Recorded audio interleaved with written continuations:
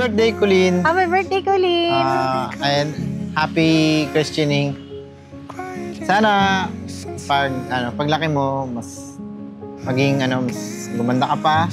And sana yung itsura mo is lumibel din sa ugali na maging pasyensosa, sunod sa magulang, lolo't lola.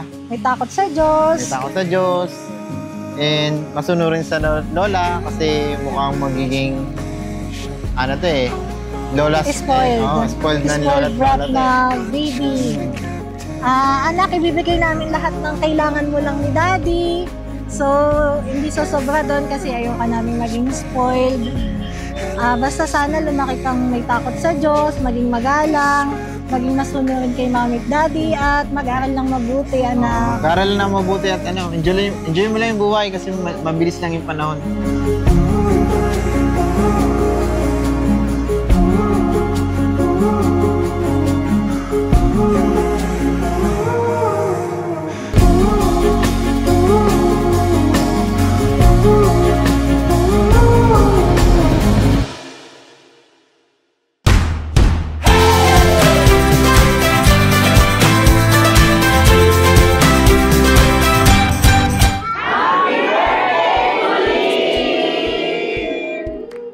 Mahirap sa isang first-time parent na from binata, tapos naging parent, and talaga mabubulaga ka kapag hindi ka prepared, diba?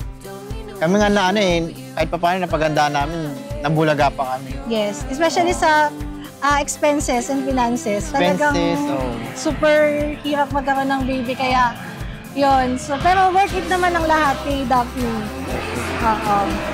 Siya yung unexpected baby namin kasi may na-diagnose ako na may PCOS ako eh. So, tapos bigla kami nagkaroon ng gift from God. Kaya very grateful kami and happy ni Daddy na nabigayaan kami ng isang Daphne Colleen sa buhay namin. Grateful talaga ako kasi naging kamukha ko siya. Hindi ako kaya ako kaya ang kamukha. Yung ilong sa side namin. Yung eyes, yung color and everything, and Side pa rin namin. sa amin. Yung height, Sana sa amin. sa kay Lolo. Kay Lolo.